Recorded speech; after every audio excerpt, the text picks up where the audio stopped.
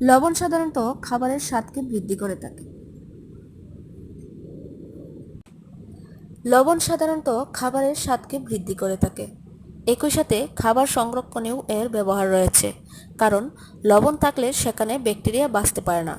কিন্তু বেশি পরিমাণে লবণ খেলে শরীরের বিভিন্ন ধরনের ক্ষতি হতে পারে।